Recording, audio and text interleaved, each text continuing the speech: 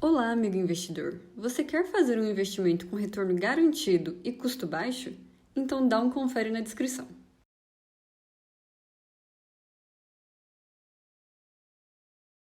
Então vamos lá, gente. Eu vou compartilhar uma tela, vai ser uma apresentação bem rápida. Eu espero que vocês aproveitem esse conteúdo que a gente vai passar para vocês. A gente vai falar sobre uma carteira equilibrada com fundos de investimentos, mas vocês podem aproveitar o que a gente vai falar aqui, não somente para fundos, mas também para outras aplicações, outras classes de ativos, beleza? Toda apresentação que eu faço, que me chamam para fazer, foram já dezenas. Eu gosto de começar com essa frase para contextualizar o que a gente faz na carteira Z e o que eu acho que é mais assertivo para qualquer investidor, pelo menos as pessoas que não trabalham diretamente no mercado financeiro, que é a frase do Jonas Jobs, né?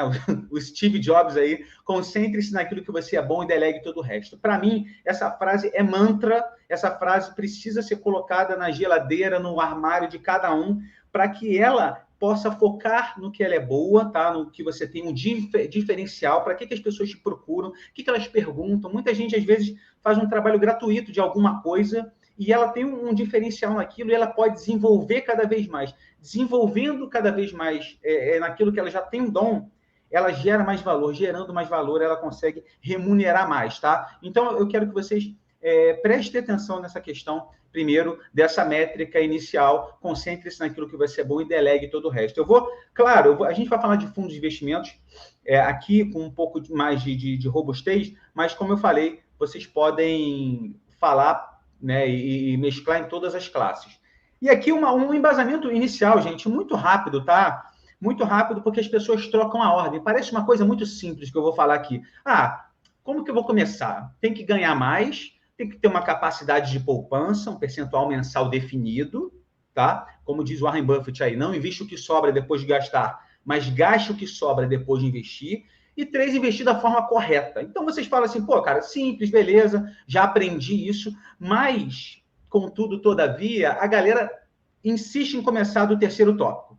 A galera insiste em tentar começar a investir de forma muito robusta, utilizando muito tempo para o mercado, para trader, para ver a melhor cripto, para ver o metaverso. Entende? Então, as pessoas principalmente os novos investidores, eles querem muito focar em investir da forma correta, mas às vezes tem R$100 de aporte mensal, às vezes tem 200, tem 500. Não é errado começar com esse valor, muito pelo contrário, é totalmente aconselhável. Mas o primeiro passo que eu gostaria de falar de forma bem rápida aqui é foque em ganhar mais, tá?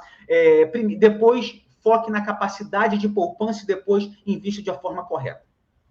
É claro que isso vai acontecer de forma concomitante ao longo do tempo, tá bom? Mas não tente de trocar a ordem, tá? Enquanto você não está ganhando bem, enquanto você não está investindo de forma mais robusta, você tente fazer isso primeiro. Essa lição de casa é importante, por mais que seja simples, tá bom? Tenha perfil, objetivos e metas de curto, médio e longo prazo. Isso é muito importante você ter isso. De preferência até por escrito. Eu vou fazer uma viagem, né? Eu gosto muito de falar de viagem porque eu acho que as pessoas precisam realmente... É um investimento em você. Não precisa nem gastar muito para viajar. Mas, enfim... Você precisa ter essas metas. Para mim, curto prazo ali até 2 anos, tá? Médio de 2 a 5 anos e longo prazo acima de 5 anos. Preferencialmente, eu penso que o longo prazo é a vida toda. Você monta uma carteira como um legado patrimonial e não, eu vou resgatar daqui a 5 anos. Muita gente pergunta isso. Eu vou montar uma carteira de fundo de ações ou de ações e, cara, eu vou resgatar tudo daqui a 5 anos. Cara, mas se a bolsa vier numa guinada de alta em 3 anos e der uma porrada para baixo nos outros 2. Você vai resgatar ali, talvez no 0 a 0 ou até no prejuízo. Então, tente ver a renda variável, tá? O investimento em empresas, tá? Em fundos de ações também você está investindo em uma holding de empresas como um investimento para a vida. Eu acho que quando você vira essa chave, você não fica perguntando mais quanto tempo? Tá bom? Então, aqui eu queria fazer uma reflexão muito, muito simples também, de aquela pessoa que fica ali, cara, eu tenho que rentabilizar cada vez mais, tenho que rentabilizar. E ela investe R$1.000, ou ela investiu R$1.000. Então, se ela consegue 1.000%, uma rentabilidade fantástica em algum lastro temporal ali, em alguns anos, talvez, ela fica muito feliz, só que ela investiu R$ 1.000, R$ 10.000, que é o resultado disso aí, na verdade 11 mil, né? 10 mil, os 1.000% mais os R$ 1.000 iniciais. Não vai mudar a vida de ninguém, tá? E se você consegue metade dessa rentabilidade com um patrimônio maior, focando no que você é bom, tá? De R$ 100.000, 500% de R$ 100.000, você tem ali o R$ 500.000, tá? Com os 100 mil iniciais, 600. Então, isso já é um valor relevante para muita gente, tá? Então, quanto mais te sobra tempo, mais você pode focar, mais você gera valor naquilo que você é bom e, consequentemente, os resultados vêm. Inevitavelmente, os resultados acontecem. Então, essa métrica inicial, por mais que seja muito simples, é muito pouco executada entre os investidores. E a gente percebe isso, tá? E aqui, para começar já a falar de uma forma prática, eu não quero aqui nessa apresentação falar muita teoria. Eu vou falar na prática quais os instrumentos que a gente utiliza na carteira Z, que eu utilizo na minha carteira pessoal para proteger e defender o portfólio, tá? Só que antes disso, eu vou falar muito rápido do mindset do investidor, tá? Seja fiel ao seu perfil. Muita gente tem um perfil relativamente conservador, porém, a carteira dela vai, por exemplo, né, ela vai investir em criptomoedas, um percentual pequeno. Então, de 2% subiu para 4%, 4% ela fica feliz, bota mais um valor, e ela está, de repente, com 15%, 20%. E aí, em criptomoedas. E aí entra a ganância, que é o tópico 4 desse slide aqui, tá? Não seja ganancioso. Então, tem uma carteira equilibrada e percentuais definidos para cada classe. Tá bom? 2, saiba perder. Entendo que é a volatilidade. Muitas pessoas, tá, gente? Tem alguns fundos que a gente recomenda, por exemplo, que nos últimos 6 meses caíram de forma devastadora. Caíram 30%, 40%, 50%. A bolsa caiu, acho que 20% ou 30% nos últimos meses agora. Só que o mesmo fundo que deu uma porrada para cima em 2020 ali, é claro que esse período de 2 anos a gente não usa para avaliar um fundo de ação, mas é só para você entender o racional das pessoas no que tange a renda variável. Cara, se um fundo rendeu 90% em 2020, conta 3 da Bolsa, e esse ano cai 30 a 10 da Bolsa, vocês acham alguma coisa fora da curva? Eu não acho.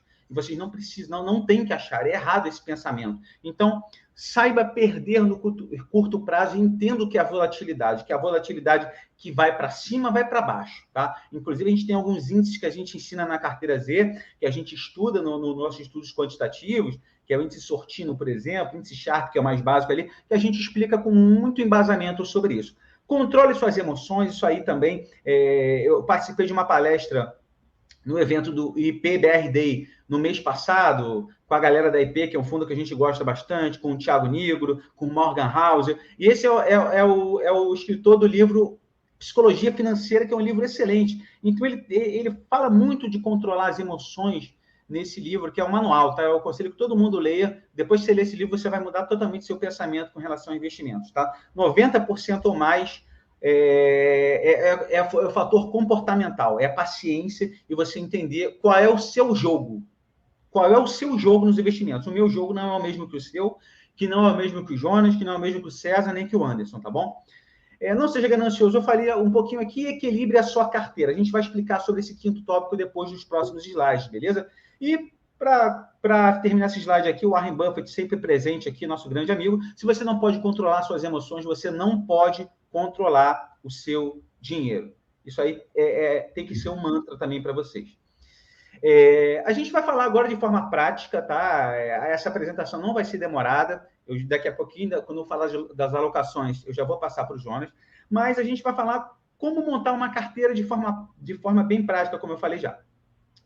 Uma carteira equilibrada basicamente precisa ter reserva de emergência. Eu não vou falar aqui, não vou ficar falando o que é reserva de emergência, 6 a 12 meses de gasto, não vou ficar falando essas coisas que todo mundo sabe, tá? Você precisa ter um percentual em renda fixa, na nossa opinião, é essencial, em maior ou menor grau, e renda variável Brasil e exterior. Muita gente até negligencia o investimento no exterior, nós achamos essencial, tá bom? Defina os seus percentuais, mesmo que você esteja começando no mercado agora, tá? O seu perfil ao longo do tempo ele pode mudar e vai mudar. Só que não mude todo mês o seu perfil. Agora eu estou arrojado porque a bolsa está subindo. Agora eu estou conservador investindo em dólar e exterior porque a bolsa está caindo, tá? Muita gente ela muda o seu perfil ali cada mês. Isso é totalmente errado. Então, ao longo dos anos, sim, você pode ficar mais ou menos arrojado, de repente pela sua idade, você quer ter um grau maior de conservadorismo, enfim, é isso. Então, a gente vai aqui para o método que eu inventei tá? O filósofo contemporâneo Rafael já está aqui, é o método Gangorra, que é um método muito simples de alocação de ativos, que eu faço na minha carteira e me sinto muito confortável, tá? Porque o maior investimento que você pode fazer por você é o investimento de dormir bem à noite. Como que você dorme bem à noite? Com uma alocação coerente com o seu perfil, o perfil da sua família. Então, o meu ficou muito tranquilo assim. Eu acho que esse racional da minha carteira, que a gente passa na carteira Z, pode te ajudar a ter uma percepção de como pode ser o seu. Não necessariamente para copiar, mas para você entender, pô, beleza, ele tem esses produtos aqui, talvez eu possa ter aqui. Entendeu? Então, eu queria passar um racional que seja coerente para que vocês compreendam. Então, essa renda variável aqui, onde está na setinha aqui, Brasil, prioritariamente, tem esse 50%, e 50% em descorrelação / proteção aqui, tá? Então, aqui não tem nada a ver com aqui, tá? Essa parte da gangorra. Então, quando essa renda variável cai, possivelmente, provavelmente, até pela correlação dos ativos ser muito baixa ou até negativa, essa parte aqui, ela sobe, tá? Ela tem um contraponto ali. E quando essa parte aqui da renda variável BR sobe, não necessariamente essa cai, porque como o próprio nome diz, é uma descorrelação, tá? Mas você fala, tá, cara, mas as duas partes da gangorra aí, então elas tendem a se equilibrar. Mas será que em algum momento elas não podem cair ao mesmo tempo? Com certeza, até porque em picos de volatilidade, de euforia ou pânico, a correlação de todos os ativos tende a 1, como diz o nosso querido Howard Marks. Então, na pandemia, por exemplo, em eventos drásticos, a correlação tende a 1, pelo menos por um pequeno período de tempo, mas ao longo do tempo, ao longo dos anos, dos meses, dos anos, é possível e é provável e acontece que essa gangorra ela tem um equilíbrio que eu fico tranquilo em correr esse risco, entre aspas, tá bom? Como é que eu monto, então, aqui? Como é que eu posso fazer isso e como é que você pode aprender a montar um portfólio inteligente para você alocando os ativos, tá? Essa primeira parte do ataque aqui, você vê um monte de jogadorzinho no campo aqui, né? Essas quatro caixinhas aqui, jogadores aqui do ataque, para mim, são fundos de ações, mas você fala assim, eu gosto de ter ação também, não tem problema algum. Inclusive, a carteira Z, ela não demoniza o investimento em ações. A gente só estimula que a pessoa invista em ações naquilo que ela conhece mais. Eu não acho coerente você, e nem que todo mundo consegue acompanhar todos os setores, consegue acompanhar exterior, Ásia, Europa, América Latina, enfim. Então, eu acredito que a pessoa, o círculo de competência dela, ela pode investir, é aconselhável, inclusive, ela pode saber de varejo, se ela trabalha ali, é gerente, ela trabalha dentro do setor, mais do que um gestor que está há 30 anos no mercado.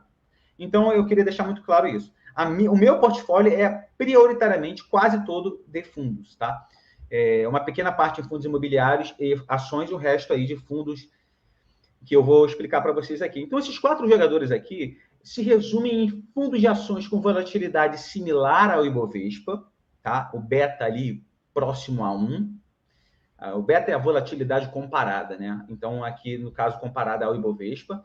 FIAs com volatilidade menor que o Ibovespa são tradicionalmente fundos que, às vezes, utilizam caixa maior, fundos que tradicionalmente investem mais no setor de utility, sabe? Aqueles fundos mais conservadores, empresas mais pagadoras de dividendos. Então, o DNA do fundo é esse, que não quer dizer que ele não vá alterar em algum momento, mas o DNA dele é esse. E os dois aqui do ataque, fundos com volatilidade maiores do que o Ibovespa. Esses fundos aqui, alguns deles são levemente alavancados. A gente tem que ter um controle maior nesse tipo de investimento, nesse tipo de fundo, porque pode ser que ele tenha um drawdown muito grande. Então, eu seguro a mão aqui, mas eu gosto de fundos assim. E fundos small caps, fundos que focam em empresas de menor capitalização da Bolsa, beleza? Então, essa parte aqui, que tem caído muito nesses últimos meses, que tem caído desde 2020, como a Bolsa caiu. Natural.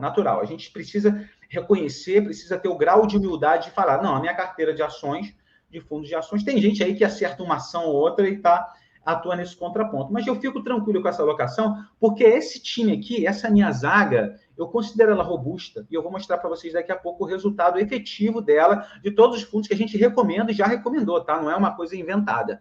Então, aqui, lá na zaga, o goleirão aqui é fundos de investimento no exterior, principalmente fundos, nesse caso aqui, nesse zagueirão aqui, fundos não redeados, fundos que estão sujeitos ao câmbio, tá? Geralmente ao dólar. Então, eles têm duas componentes aqui, dois triggers aqui, de a valorização do dólar e valorização dos ativos escolhidos pela gestão, tá bom? Caixa, eu considero importante ter de 5% a 10% em caixa aqui. Eu divido esse caixa em duas camadas, que eu vou explicar depois. FDICs, fundos de direitos creditórios, basicamente crédito privado. Eu gosto muito desse tipo de composição na minha carteira. E esses aqui, essa galera aqui da direita, fundos multi-estratégia, as gestões com muita expertise que investem no exterior, fundos aí, nesse caso, a maioria são redeados, se protege, né, contra a oscilação da moeda. Fundos quantitativos, que eu vou explicar também um pouquinho depois aqui, que alguns atuam na irracionalidade do mercado, e criptomoedas. Eu acho que o maior risco de criptomoedas, é minha opinião apenas, tá? Minha humilde opinião, é não ter nada em criptomoedas. O maior risco é esse. Então, eu separo um percentual pequeno do meu portfólio para surfar aí com aplicações que sejam mais genéricas, sem tentar escolher a criptomoeda que vai bombar mês que vem. Eu não gosto disso, por isso, mas eu tenho um percentual, sim, pequeno em criptomoedas. Eu acho interessante aquele 2% vagabundo ali, que se zerar não tem problema nenhum, mas que pode ter uma relevância importante na carteira no médio e longo prazo, como teve até agora, tá bom? Então, a gente vai para a prática, tá bom? A gente vai aqui para a prática explicando um pouquinho e falando. Obviamente, eu apaguei o nome dos fundos aqui, são fundos que a gente indica na carteira Z, porque eu queria que vocês entendessem um racional por trás das classes e não, eu vou investir então igualzinho a ele, eu vou pegar os mesmos fundos. E a ideia não é essa, a ideia é que ensinar a pescar e mostrar isso de forma elucidativa, tá bom? Esse primeiro fundo aqui que eu utilizo para mim, que deu... Aí eu peguei aqui, gente, o máximo, o período ótimo aqui, tá? Desde o mês de 2019, 2 anos e meio. O primeiro fundo investe basicamente em Tesouro Selic, porque nessa parte da carteira eu preciso de segurança, preciso de liquidez, preciso de pouca volatilidade aqui. Então, esse é o primeiro fundo aqui, que investe basicamente em títulos públicos, fundo com taxa baixíssima ou zero taxa. Eu tenho fundo também com zero taxa. O segundo fundo e o terceiro aqui são a segunda camada de reserva de emergência, que eu me sinto confortável em carregá-las no portfólio para ter uma remuneração levemente superior, com risco muito baixo também.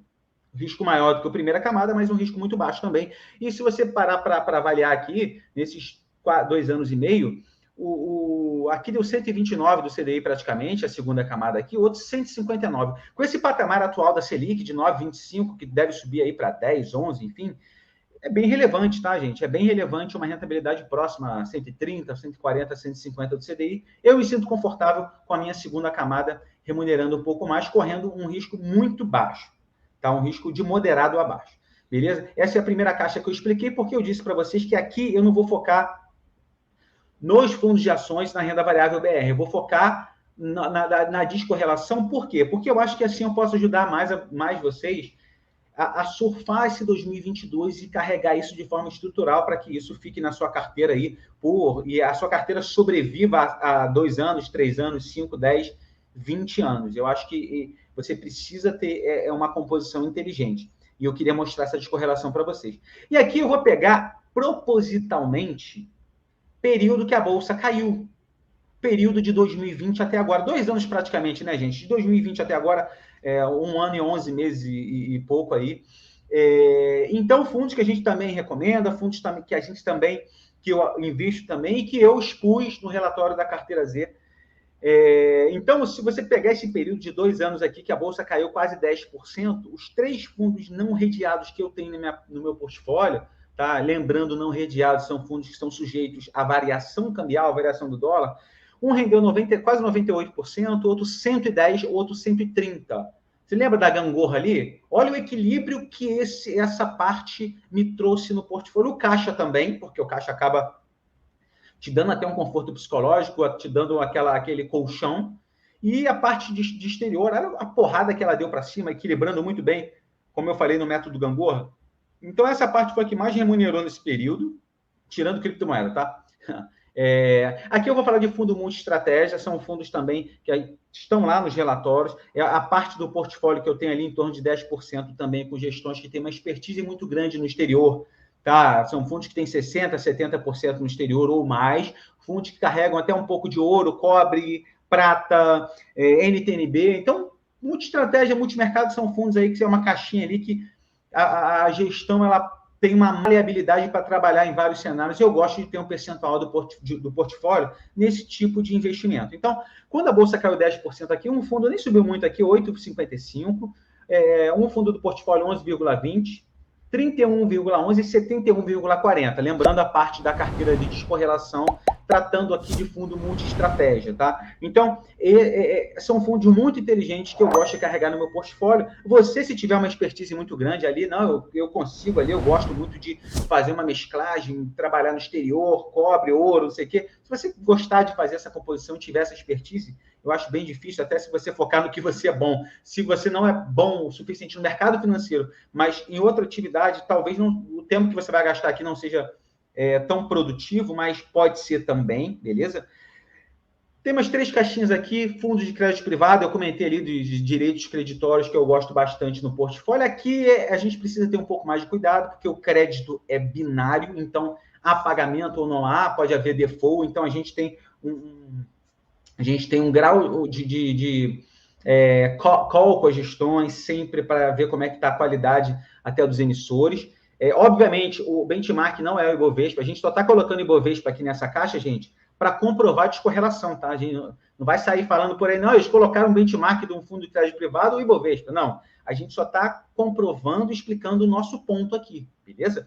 Então, aqui, enquanto a Bolsa caiu no mesmo período 10%, um fundo subiu 13,62%, outro 22,36%, outro 33,11%.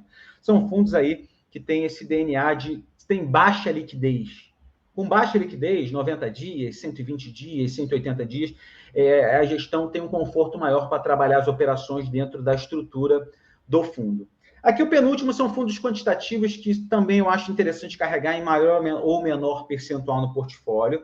Nesse período aqui que a Bolsa caiu 10, né? Mesma coisa. Um subiu 10,61, outro 15,74. Inclusive, um dos fundos quantitativos que atuam na irracionalidade do mercado, quando a Bolsa caiu 30% ali em março de 2020, ele subiu 2%. A Bolsa caiu 30%, ele subiu 2% no mesmo mês. Porque justamente ele atua, as métricas, né, dele, tá, os modelos estatísticos dele, matemáticos, são trabalhados para performar bem em picos de euforia, tá, em picos de volatilidade. Então ele rendeu 2% enquanto a Bolsa caiu 30%. E o último aqui, fundos de criptomoedas, aqui, eu nunca cheguei a pegar essa alta toda de quase 1.000%, eu peguei ali de outubro, foi quase 500, quase metade disso.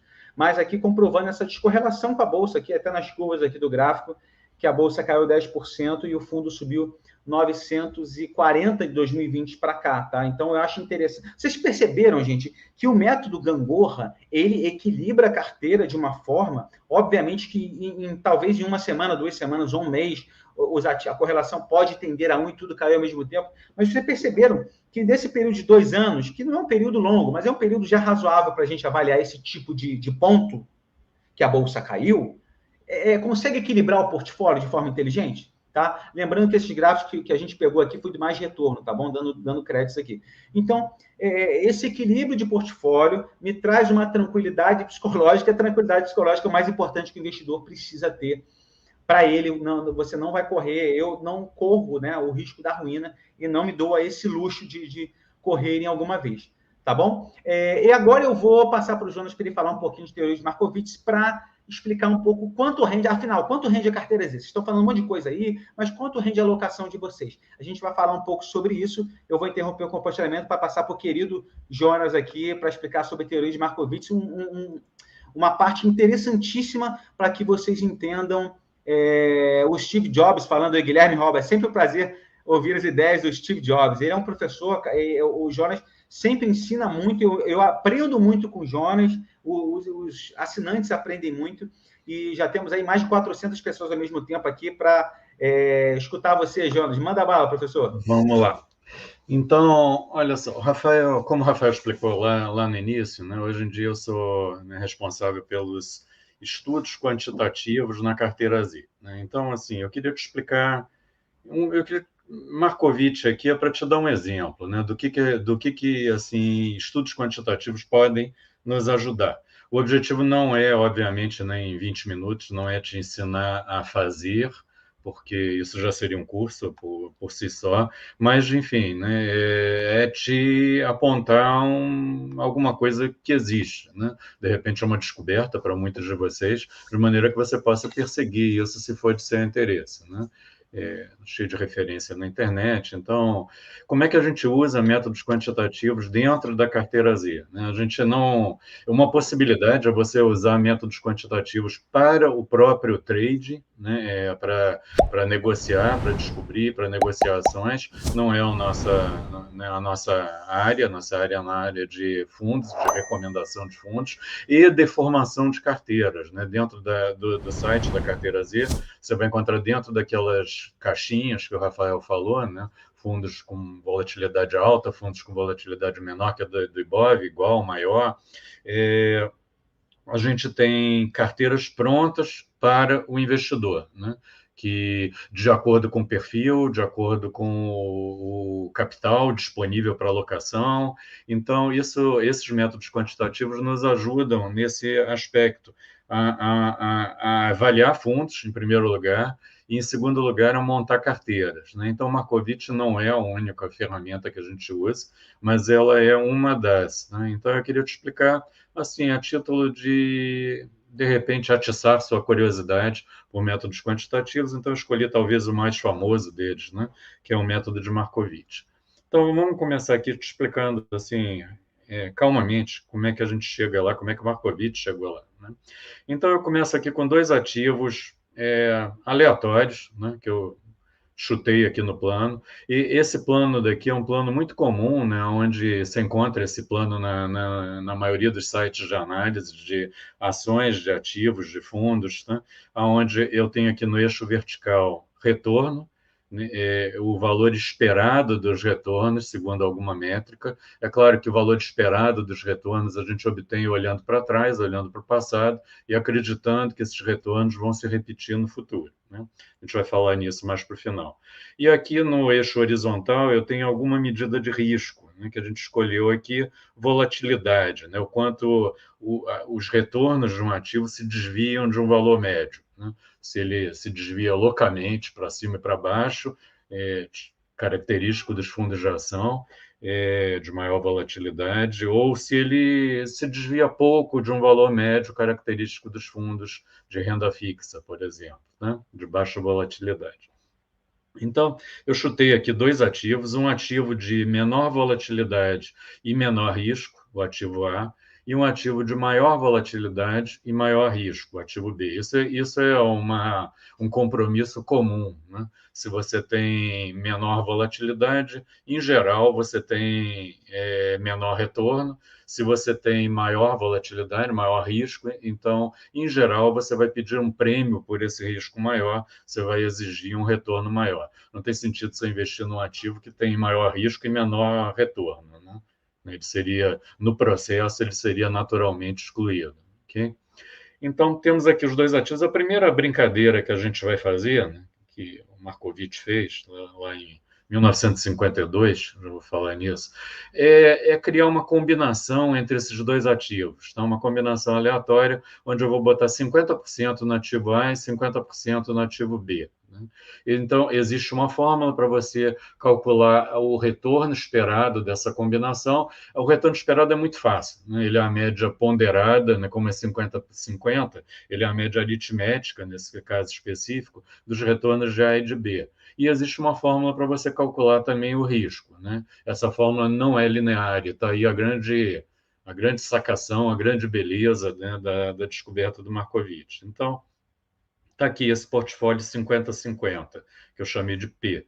E você já percebe uma coisa interessante aqui, olha só. O retorno, ele está exatamente na média dos retornos de A e B, né? Ele está ali no meio do caminho. Já a volatilidade, ou o risco, né, do portfólio P está muito mais próximo do ativo A, de menor risco, do que do ativo B. Então, você vê assim, a combinação dos dois ativos não é linear, né? É possível aumentar significativamente o retorno através daquela combinação em P, sem aumentar na mesma proporção o risco. Ainda tem assim, um negócio interessante, a gente vai ver depois, né? É possível obter uma combinação de menor risco do que qualquer um dos ativos envolvidos no portfólio, né? Existe uma combinação ou pode existir, uma combinação de risco menor do que qualquer dos ativos que compõem a tua carteira, que compõem o teu portfólio. Então, tá, 50-50, o risco não é linear. Então, vamos parar assim, vamos abrir um parênteses para te falar um pouco, que vai ser fundamental na teoria do Markowitz, tá? Nessa linha daqui, nesse conjunto de linhas, eu peguei os mesmos ativos, A, B e a combinação dos dois no portfólio P, e tracei uma linha que passa por a origem aqui, mas vamos chamar assim mais genericamente do ativo livre de risco, né? É o ativo que tem risco zero. Pode ser bonds do Tesouro Americano, pode ser letras do Tesouro Nacional, né? O risco é muito pequeno, é o risco de default do Tesouro, né, Nacional, que é muito pequeno, tá? Então, ele tem risco zero e ele vai ter um retorno muito próximo de zero, né? Eu coloquei zero aqui para facilitar a análise, mas o que é um ativo com risco zero hoje no Brasil, né? É alguma coisa que dá ali 0,5%, 0,7%, né? Selic, tá? Com essa recente alta da taxa Selic. Então, eu tracei 3 retas que vão desse ativo livre de risco até cada um dos ativos de risco. Essa reta se chama a reta de alocação de capital. E eu vou te dizer o seguinte: qualquer alocação razoável, né, inteligente, ela tem que estar em algum ponto dessa reta. Certo? A reta qualquer alocação de capital tem que estar sobre uma dessas retas, que envolve parte do teu capital alocado no ativo livre de risco e parte do capital alocado no ativo de risco. Tá? Então, imagina o seguinte: a minha única alternativa é uma alocação entre o ativo livre de risco e eu tenho que escolher um dos ativos de risco, que pode ser o ativo A, pode ser o ativo B, ou pode ser a combinação 50-50 dos dois, que é o ativo P. Tá? Então, a pergunta é: se essa é a minha única alternativa, qual dessas retas eu vou escolher para alocar meu capital? Né? Então, a resposta é o seguinte: se você olhar aqui para essa linha, a resposta é a linha em vermelho, tá? É assim, eu vou te dizer por quê. Se você olhar para essa linha em vermelho, não existe nenhuma alocação à esquerda e acima dessa linha, né? Ou seja, não existe nenhuma alocação de maior retorno e menor risco simultaneamente, né? À direita dela existe, eu posso alocar nessa linha que não é ótima, nessa linha amarela, ou eu posso alocar nessa linha que não é ótima, azul. Tá? Por que essa linha é melhor? Se você lembrar lá do ensino médio, né, assim, porque essa linha vermelha ela tem uma tangente maior. O que é a tangente de uma reta? Se você lembrar lá do ensino médio, né, ângulo de 90 graus, então cateto oposto sobre cateto adjacente, essa é a tangente. Tá? Então, cateto oposto é retorno, cateto adjacente é risco. Então, tangente maior significa mais retorno pelo mesmo risco, né? Ou mais retorno pela mesma unidade de risco. Quanto mais inclinada for a reta, melhor. Tá? Então, se você escolheu a linha vermelha, não é uma questão de escolher, ela é a única que faz sentido. Né? A linha vermelha é a única que faz sentido. Não significa que você tenha que estar 100% em P, ou que você tenha que estar 100% no ativo livre de risco. Né? Vai depender do teu perfil de risco. Você pode estar 100% em renda fixa, você pode estar 100% no ativo P. Tá? Mas a maioria dos investidores vai estar em algum lugar no meio, dependendo do seu perfil de risco. Eu posso estar 90% em renda fixa, ou eu posso estar 10% em renda fixa e 90% no portfólio P. Tá? Então, entendemos isso. Tá? O que eu quero levar daqui é o seguinte: existe uma reta que passa pelo ativo livre de risco e pelo ativo de risco. Quanto mais inclinada essa reta, melhor. Né? Essa é a conclusão que eu quero levar daqui. Então, vamos voltar aqui ao nosso portfólio 50-50. Né? E aí vem a grande sacação do Markowitz. Markowitz, ele está vivo ainda, né? Ele está com 94 anos. Em 1952, ele ganhou um prêmio Nobel em 1990 por causa de um trabalho de um artigo, basicamente, que ele publicou em 1952. Ele foi ganhar esse prêmio Nobel 38 anos depois. que Markowitz fez? Né? Esse portfólio 50-50, né? Ele estendeu o seguinte, eu vou calcular todos os portfólios, né? Portfólio 10-90, 20-80, 30-70, 65-35, e ao fazer isso, ele obteve essa figura daqui, né? Essa figura famosa, né? Então, essa figura recebeu o nome, ela parece, é uma parábola deitada, mas ela parece com uma bala, né? Então, ela recebeu o nome de bala de Markowitz, tá? Então, o espaço assim, de portfólio, todos os portfólios possíveis, combinando os ativos A, que está aqui, tá? E o ativo B. Okay? Se você tivesse mais de 2 ativos, não mudava nada na bala de Markowitz. A única diferença é que, em vez de eu ter uma linha, né, eu teria todo o interior da bala de Markowitz, seria possível agora, né? Mas não muda nada, continua sendo uma parábola deitada, que a gente chama de bala de Markowitz. Se você olhar aqui, né, um ponto qualquer, aí você escolhe um ponto que te é confortável, né, de risco. Você percebe que tem um bico da bala de Markowitz, aquilo que eu te falei, ó, o bico da bala de Markowitz tem um risco menor do que o ativo A, e tem um risco, obviamente, menor do que o do ativo B. Tá? Mas você diz o seguinte, não, eu aceito correr um risco maior. O meu ponto é esse aqui, ó, 0,8% de risco. Tá? Se você disser isso, aí você diz o seguinte, bom, eu vou investir nesse portfólio, tá? Onde está o mouse aqui. Tá? E eu vou te dizer, essa escolha não faz o menor sentido, né? Porque se você continuar subindo, existe um portfólio lá em cima que tem o mesmo risco e tem um retorno muito maior. Né? Então, você vê o seguinte, nem todo ponto da bala de Markowitz faz sentido. Só faz sentido a fronteira superior da bala de Markowitz, né? Que a gente chama a alocação efetiva ou a fronteira eficiente da bala de Markowitz. Então, eu isolei aqui a fronteira eficiente, tá? É a parte de cima da bala de Markowitz. Só faz sentido ali. Agora, vamos juntar com aquela primeira figura da alocação, da linha de alocação de capital, lembra? Uma linha que passa por um ativo livre de risco e por um ativo de risco. Vamos juntar isso com a fronteira eficiente da bala de Markowitz. Então, o ativo livre de risco está aqui no mouse, tá? Por aqui, para facilitar a sua visualização. Qual é a linha de alocação de capital? Então, ela tem que passar por aqui e ela tem que passar pela fronteira eficiente.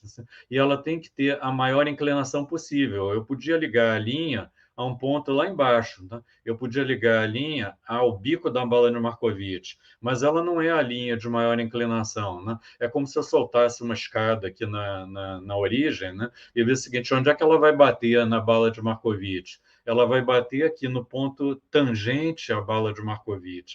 Tá? Esse portfólio especial, né, ele recebe o nome, então, de portfólio tangente. Tá? É onde essa reta encontra a bala de Markowitz. Uma coisa super interessante no ponto tangente. Tá? Você não tem que estar 100% no portfólio tangente. De novo, você pode estar 90% em renda fixa e 10% no portfólio tangente. Mas, assim, um corolário interessante da teoria de Markowitz é que todos os investidores que usam a teoria de Markowitz, eles deveriam ter a mesma alocação de ativos, que é aquele definido pelo portfólio tangente. Né? Nenhuma outra combinação de ativos faz sentido, né? Essa combinação de ativos pode ser 30% Itaú, 10% em Petrobras, né, sei lá o que, Itaúsa, e 5% em ouro e 3% em criptomoedas. Qualquer ativo pode, né, 2% em imóveis, qualquer ativo pode fazer parte do portfólio tangente. Essa proporção deveria ser a mesma para todo mundo, né? O que você vai escolher é aonde em cima dessa reta você vai estar, né? Sim, mais para lá, mais para renda fixa ou mais para o portfólio tangente. Okay? Então, né, assim, para fechar esse raciocínio, o Rafael falou muito de descorrelação lá no início. Onde é que a correlação entra nisso, tá? Esses dois ativos A e B que eu escolhi aqui, eles têm uma correlação de 10%, uma correlação baixa, né? Mas o que aconteceria se eu conseguisse encontrar ativos de correlação negativa, né? De correlação tipo 90% negativa, né? Ou seja, um sobe e o outro cai. Tá? Se eu conseguisse isso, é o próximo slide aqui, ó, vê o que acontece. Vai aparecer outra bala de Markowitz aqui, tá? Se eu conseguisse ativos descorrelacionados, 90%, essa bala de Markowitz em azul, olha o que aconteceu, né? O bico da bala de Markowitz se aproximou da origem, ela se aproximou do risco zero. Quanto mais descorrelacionados os ativos, mais eu me aproximo do risco zero. Significa, né, o portfólio tangente, essa reta em vermelho agora, ele é cada vez mais inclinado. Tá?